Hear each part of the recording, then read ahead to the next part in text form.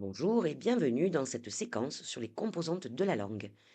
Si la composante linguistique est assez souvent travaillée en classe et est plutôt approfondie, en revanche, les composantes sociolinguistiques et les composantes pragmatiques sont plus rarement mises en œuvre, ou du moins explicitement en milieu scolaire. On a tendance à penser qu'elles préexistent et elles sont simplement évaluées lors des interactions orales ou des expressions orales. L'objectif de cette vidéo est de montrer comment entraîner, et pour ensuite évaluer bien sûr ces diverses composantes, qu'elles soient linguistiques, pragmatiques ou socioculturelles, et de manière intégrée dans l'enseignement de l'espagnol de l'école jusqu'au lycée. La communication repose sur l'utilisation d'un code linguistique, la compétence linguistique, rapportée à une action, la compétence pragmatique, dans un contexte socioculturel et linguistique donné, la compétence sociolinguistique. Ce découpage est au cœur du CECRL qui décrit la compétence communicative comme composée de fines interactions entre toutes ces composantes. Dans les programmes français de langue vivante, on retrouve ce souci de compétences communicatives globales, avec notamment le recours aux échelles du CECRL dans les grilles d'évaluation. La communication repose donc sur l'articulation des trois grandes composantes, la compétence linguistique, qui recouvre la connaissance et la maîtrise des éléments langagiers comme la phonologie, la prosodie, la grammaire, le lexique, l'orthographe, la compétence pragmatique ou discursive qui se rapporte à la façon d'organiser un discours, d'accomplir des actes de communication, comme demander, remercier, convaincre, et d'appliquer les fonctions de la langue. La compétence socioculturelle ou sociolinguistique, parfois appelée pluriculturelle ou interlinguistique, concerne l'aptitude à utiliser la langue de façon appropriée, selon la situation, selon les interlocuteurs, les registres, les normes culturelles, etc. Nous allons donc commencer par les composantes linguistiques et en particulier la phonologie. Quand on parle de phonologie dans l'enseignement des langues, on parle de l'étude des sons, de leur organisation dans la langue, l'intonation, le rythme, l'accentuation. Pour l'élève d'espagnol, il s'agit de percevoir et produire les sons typiques de l'espagnol en évitant les interférences de la langue maternelle et d'acquérir un rythme et une prosodie qui permettent au moins d'être compris facilement. Les études sur la competencia fónica en classe d'espagnol montrent que travailler la phonologie de manière explicite mais intégrée favorise la compréhension de l'oral, l'intelligibilité de la production et aussi la confiance des élèves. En perspective actionnelle, on cherchera à donner des tâches où les élèves utilisent la prononciation dans un but communicatif et pas seulement les faire répéter. Voici quelques exemples concrets pour que vous pouvez mettre en œuvre dans vos classes d'espagnol. Premier exemple, vous mettez en œuvre une tâche de compréhension de l'oral et lors des activités de compréhension globale, vous faites dessiner les schémas intonatifs d'une partie. Puis, vous faites réaliser une expression orale d'environ 30 secondes, par exemple préparer une publicité pour un lieu ou un monument ou toute autre chose. Ici, on utilise des stratégies de compréhension qui serviront ensuite la prise de parole orale et par la même occasion la compétence prosodique. Ensuite, les élèves présentent devant la classe et l'objectif phonologique pourra être de travailler l'intonation interrogative, exclamative ou impérative, ce qui dépendra bien évidemment de l'enregistrement qui servira de modèle. Un autre exemple de micro-tâche, le jeu des phonèmes, qui permet de focaliser sur des sons qui sont problématiques. Ce type de mini-jeu ludique mobilise l'attention et peut être intégré dans toutes sortes d'ateliers. On peut l'utiliser par exemple à la fin d'une compréhension de l'écrit. Le podcast minute avec un concours de trabalengua ou une lecture de citation, un concours de slam, on pourrait le faire travailler en binôme ou trinôme et on demandera aux élèves de s'enregistrer, ce qui généralement les rend plus attentifs à leur prononciation, et puis ensuite de remplir une grille d'auto-évaluation et mutualiser l'écoute avec un retour en classe. Quoi qu'il en soit, dans toutes ces activités, même si l'accent est mis sur la phonologie, la tâche reste communicative. Les élèves parlent, présentent, produisent pour un auditoire, un public, la classe, et ce n'est pas un entraînement uniquement isolé de sons pour servir la phonologie. Quelques conseils pour la mise en œuvre de la compétence phonologique. Inscrire l'entraînement phonologique dans un cadre régulier, quelques minutes par séance. Il ne s'agit pas de travailler la phonologie pendant 10 minutes à chaque cours, mais tous les jours un petit peu. Favoriser la perception avant la production, c'est-à-dire Travailler une compréhension de l'oral, une écoute, faire de la discrimination auditive avant, de leur demander de produire des sons. Donner des feedbacks explicites mais bienveillants, hein, toujours bienveillants, apprendre en s'enregistrant, écouter, repérer ses erreurs. Utiliser des supports variés, des vidéos de personnes natives, des enregistrements d'élèves, des applications, pourquoi pas. Veiller à la diversité des variétés de l'espagnol, hein, des différents pays hispanophones, dans une perspective plurilingue, et relier la phonologie à la compréhension et à la production. Pour une meilleure intelligibilité, on cherchera une bonne prononciation. Voyons à présent la grammaire, le lexique et l'orthographe. Ils sont souvent indissociables, bien que l'on peut les travailler séparément. Ces éléments sont souvent perçus par les élèves comme ce qu'il faut apprendre. Mais dans la perspective communicative ou actionnelle, il ne s'agit pas de les traiter comme des fins en soi, mais de les mobiliser pour agir avec la langue. En France, comme on l'a vu, hein, il existe des repères de progression pour la grammaire, le lexique, la phonologie. L'idée est donc de les intégrer de façon progressive et de les relier à des tâches ou des actions. Comme je l'ai souvent dit dans le cadre de ce cours, ce n'est pas le point de grammaire ou le lexique que l'on veut à tout prix faire étudier aux élèves qui guidera la tâche, mais ce sera bien le contraire. La phonologie, par exemple, s'étudie à partir d'une compréhension de l'oral parce que le support authentique permet d'avoir le modèle. Il en est de même pour toutes les composantes. Si je veux faire travailler l'orthographe, il sera bien plus judicieux de travailler cette composante à partir d'une compréhension de l'écrit. Il en sera de même pour la grammaire ou le lexique. Si je veux faire travailler le passé, le support authentique doit exprimer le passé. En règle générale, le document sert donc de modèle. Après des tâches de compréhension, ce qu'on appelle input, on amorcera le travail sur la langue, output. Donc la grammaire ou le lexique sert la tâche de production. Mais la grammaire peut aussi servir l'accès au sens.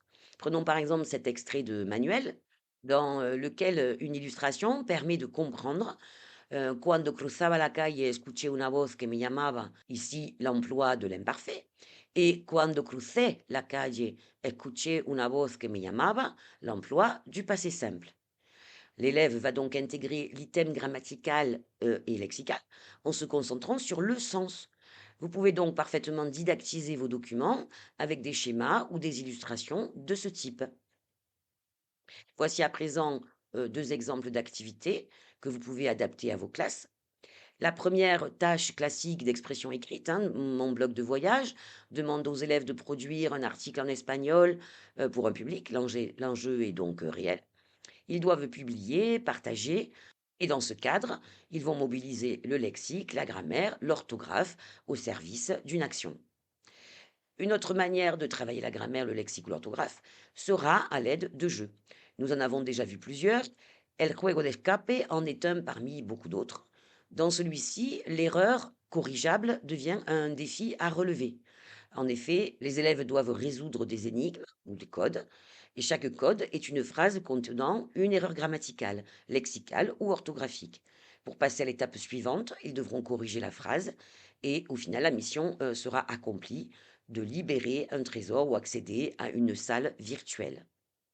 Tout cela permet une remédiation implicite, collaborative, et maintient la dimension actionnelle. Les élèves agissent pour franchir des étapes.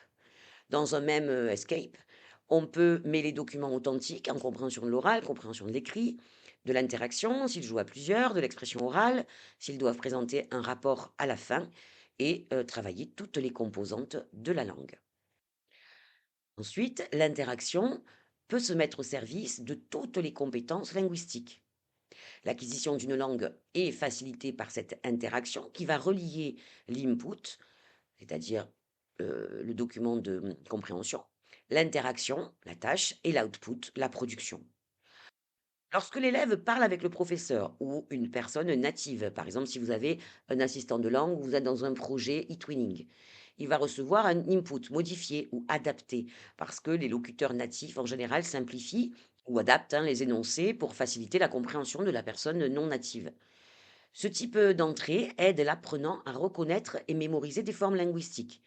S'il parle avec d'autres élèves, par contre, l'input n'est pas toujours correct. Donc là, il faudra y faire attention.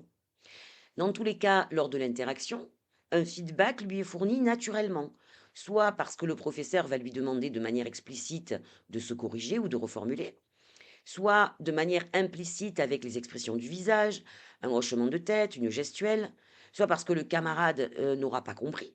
Et donc ces échanges permettent à l'apprenant de repérer ses erreurs, de formuler des hypothèses et d'ajuster la langue. Donc le fait de produire force l'élève à passer du sens à la forme linguistique, donc syntaxe et morphologie. Le feedback qu'il a reçu va l'aider à corriger et automatiser ses connaissances. L'épisode métalinguistique, c'est le moment où l'élève va questionner, corriger, reformuler. L'enseignement doit favoriser ces échanges authentiques où les apprenants vont négocier le sens. Et l'efficacité de ce modèle en dépendra de la prise de conscience de l'élève, de ses erreurs et de ses besoins linguistiques. Donc, pour résumer, selon le modèle interactionniste, on apprendra une langue en interagissant. L'input doit être compréhensible, l'interaction offre du feedback et l'output permet de tester et d'automatiser ces formes-là. On situe donc l'élève dans un processus dynamique de compréhension, réaction et reformulation. En ce qui concerne le lexique, l'enseignement a beaucoup évolué selon les courants linguistiques.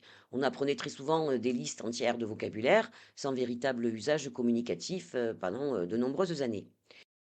Et puis, les approches structuralistes ont mis l'accent sur la répétition et la formation d'habitudes, tandis que les méthodes communicatives ont recentré l'enseignement sur l'apprenant, ses besoins lexicaux et la réalisation de tâches porteuses de sens.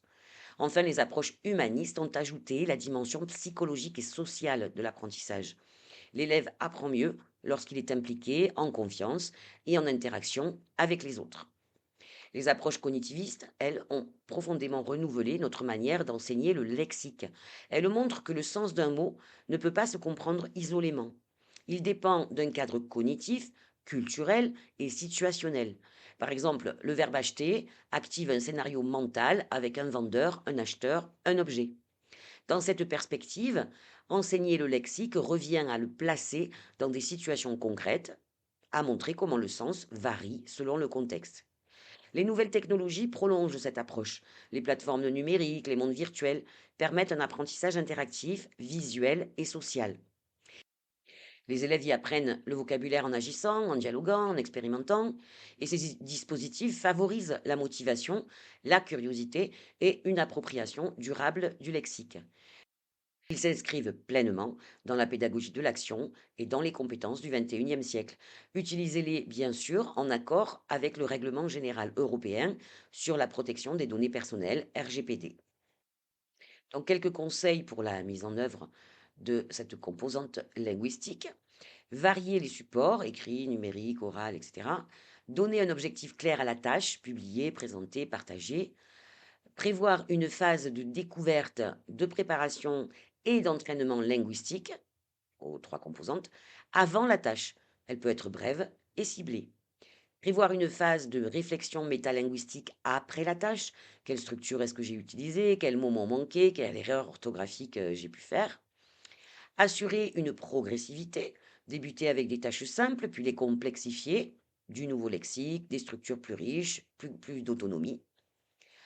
Encourager la révision par les pairs, les élèves s'entraident pour corriger l'orthographe ou repérer les structures, et garder en tête que la langue doit servir la tâche et non l'inverse. Voyons à présent la compétence pragmatique. Celle-ci est très souvent moins visible que la grammaire ou le lexique, mais elle est tout aussi essentielle. Elle regroupe la capacité à utiliser la langue de manière appropriée, selon le contexte, l'intention de communication et la situation d'interaction. Elle inclut la maîtrise des actes de parole, demander, refuser, remercier, suggérer, de la cohérence et la cohésion du discours, ainsi que des stratégies interactionnelles, prise de tours de parole, reformulation, atténuation. L'objectif n'est pas seulement de parler juste, mais de parler à propos, c'est-à-dire d'agir socialement par la langue. Par exemple, dire ferme la fenêtre ou tu pourrais peut-être fermer la fenêtre relève de choix pragmatiques différents selon le degré de politesse, la relation entre l'interlocuteur ou le contexte. Travailler cette compétence, c'est apprendre à adapter son discours, à interpréter les intentions de l'autre et à négocier du sens. En classe, on peut entraîner la compétence pragmatique à travers des jeux de rôle, des simulations, des projets collaboratifs. Par exemple, dans une tâche où des élèves organisent une fête surprise, ils devront formuler des demandes, faire des suggestions, gérer des désaccords, autant d'occasions de mobiliser des stratégies pragmatiques réelles.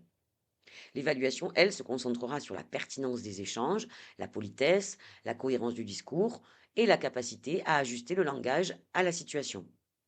Former la compétence pragmatique, c'est former des locuteurs capables d'interagir avec justesse et efficacité dans tout contexte réel social. Ici, quelques autres exemples, des jeux de rôle et simulations communicatives. Par exemple, un jeu de rôle de réclamation à l'hôtel. Les élèves doivent choisir entre être ferme ou diplomate selon la relation avec l'interlocuteur. Dans un projet interculturel, ils peuvent comparer comment on exprime la gratitude ou le désaccord en espagnol et en français. Toutes ces activités doivent favoriser la conscience des normes sociales et culturelles propres à la langue cible. Et l'enseignant joue ici un rôle de médiateur en guidant la réflexion sur le pourquoi et le comment des choix pragmatiques. Quelques conseils pour la mise en œuvre de la composante pragmatique. Donner un rôle clair à l'élève, et il sera vendeur, correspondant, partenaire. Mettre en conditions réelles, comme toujours. Prévoir une préparation linguistique ciblée, expression de négociation, de reformulation, clarification, toutes sortes d'amorces de phrases. Encourager l'interaction entre élèves, entre pairs, par groupe, et si possible, encore mieux, avec des locuteurs natifs ou des correspondants. Intégrer toujours une phase de retour et de réflexion. Qu'est-ce qui a marché dans l'interaction? Quelles stratégies les élèves ont utilisées?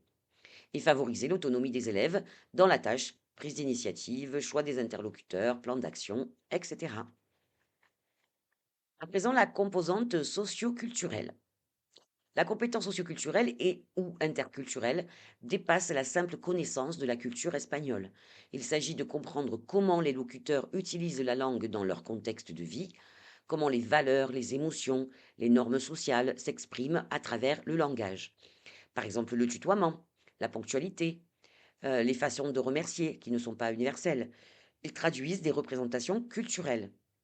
Former à cette compétence, c'est préparer les élèves à comprendre et respecter la diversité culturelle, tout en sachant adapter leur comportement communicatif. Il faudra donc amener les élèves à réfléchir sur les usages de la langue dans différents pays hispanophones, comparer, prendre conscience de leur propre culture linguistique et s'ouvrir à la pluralité. Dans des travaux menés par l'Institut Cervantes, on parle de la compétence sociolinguistique et de la nécessité de proposer des tâches didactiques qui prennent en compte la variété linguistique et les registres d'une manière intégrée et donc non marginalisée. Comment entraîner cette composante? Alors bien sûr, les tâches authentiques qui permettent de découvrir la vie quotidienne, les comportements sociaux dans le monde hispanophone, l'observation et la comparaison de pratiques culturelles, la réflexion critique sur des stéréotypes, sur la diversité, l'interaction entre pairs pour confronter les points de vue. L'objectif est donc de former des médiateurs interculturels capables d'interpréter, de relativiser et d'agir avec une certaine ouverture d'esprit. La classe de langue devient un espace de rencontre entre cultures. L'enseignant guide l'élève dans un processus de découverte et non de jugement. On ne cherchera pas à imiter le natif, mais à comprendre le sens des comportements et à savoir interagir avec respect. Par exemple, analyser comment on salue, on offre un cadeau, on exprime une émotion dans différents pays hispanophones permet de réfléchir à la diversité des usages et à la notion de politesse. Cette approche favorise l'ouverture, la tolérance et la conscience interculturelle. Au-delà des nombreuses tâches déjà abordées dans les séquences précédentes et dans celle-ci, dans lesquelles les objectifs culturels sont abordés dans des documents authentiques en fonction des programmes, nous pouvons également réfléchir à d'autres types de tâches socioculturelles. Par exemple, simuler une rencontre entre un élève français et espagnol, voir comment on se salue, comment on offre un cadeau, quel type de cadeau, comment on prend congé, comparer avec comment ça se passe dans ton pays d'origine. Par exemple, une fête, une rencontre formelle, informelle. Que ferais-tu ici? Ça, c'est très utile au primaire, avec des élèves d'origine variée, où chacun va présenter des fêtes de son pays d'origine. Et là, on va travailler la compétence pluriculturelle qui est apparue en 2018 dans le CECRL. La réflexion critique et la médiation, par exemple, étudier un malentendu interculturel, proposer une médiation linguistique pour le résoudre ou rédiger en classe une charte de communication interculturelle pour la classe. Là aussi, en observant ou en comparant, en interagissant, ils vont apprendre à gérer les différences culturelles et développer une compétence de médiation, comprendre les deux cultures pour faciliter une communication entre elles. Pour bien mettre en œuvre cette composante, veillez à donner aux élèves une situation authentique toujours, crédible, par exemple un échange avec une classe hispanophone, la réalisation d'un projet visuel. Varier les aires linguistiques, Espagne, Mexique, Argentine, Chili, cela permet de montrer qu'il n'y a pas une seule langue espagnole et de développer la compétence plurilingue ou pluriculturelle. L'élève doit réfléchir, qu'est-ce qui change? Pourquoi dit-on vosotros, el voseo, ustedes? Pourquoi cette intonation est différente? Cette réflexivité renforce la compétence métalinguistique et interculturelle. Et bien sûr, comme toujours, utiliser des supports authentiques, extraits d'émissions, presse, vidéos, valoriser le partage. Les élèves peuvent présenter à d'autres classes, échanger, comparer, et tout cela les rend acteurs. Pour terminer, une mise en œuvre intégrée avec une proposition de tâches multiples ou de projets. Ici, dans le cadre de l'organisation d'un échange culturel ou virtuel, les élèves d'une classe de français et d'une classe d'espagnol ou des correspondants hispanophones doivent co-organiser un mini-événement dans lequel il faudra produire une vidéo avec en plus un live et un forum qui pourrait s'intituler Un jour dans ma ville ou Mi Ciudad. Le déroulement, on pourrait envisager une préparation en groupe. Les élèves préparent une vidéo de 2-3 minutes où ils présentent leur ville ou leur quartier. Dans ce cas-là, on intégrera de la phonologie, intonation, clarté, du lexique, lieu, ville, des structures, du présent, passé ou futur, de l'orthographe soignée si on, par exemple, on intègre des sous-titres, et une interaction qui pourra être prévue suite à la vidéo. La publication, les vidéos pourront être échangées entre classes. Au niveau de l'interaction, on pourrait faire ça avec une vidéoconférence ou un forum à l'écrit. Les élèves posent des questions à la classe, donc compétences pragmatiques. ¿Por qué te gusta este barrio? ¿Cuál es tu lugar favorito y por qué? Une réflexion socioculturelle après l'échange. Chaque élève ou binôme écrit ou présente une mini-réflexion.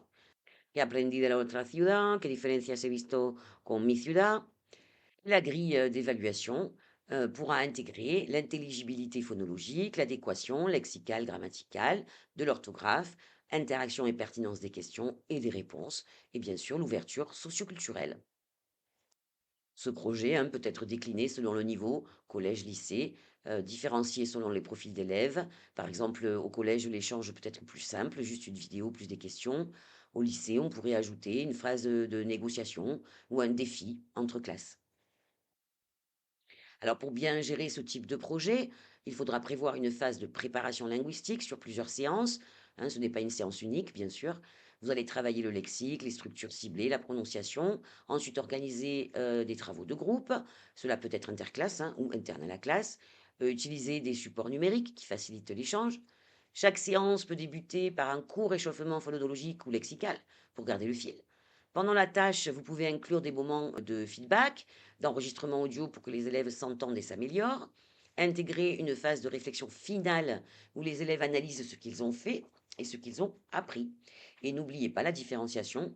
Selon si vos élèves ont un niveau A2 ou B1 ou plus, vous pouvez adapter la complexité de la tâche, des structures, des exigences, et cela s'inscrira dans les repères de progression annuelle. Pour conclure, retenons que l'enseignement de l'espagnol ne se résume pas à l'enseigner le vocabulaire ou la grammaire, mais c'est un vrai parcours d'apprentissage où les élèves mobilisent des outils linguistiques, interagissent dans la langue, s'ouvrent à des cultures, agissent dans des situations réelles ou en tout cas très proches du réel. En entraînant chacune des composantes, on donne aux élèves des capacités. Les tâches pragmatiques permettent de les faire agir. En intégrant la dimension socio-culturelle, vous les ouvrez au monde. Alors, comme d'habitude, maintenant, c'est à vous. Vous allez pouvoir proposer sur le forum votre activité, votre tâche. Bien évidemment, vous démontrerez comment vous travaillez ces composantes de la langue, une ou plusieurs, et j'imagine que vous avez plein d'idées à partager avec vos collègues. Pensez bien à commenter les propositions de vos pairs.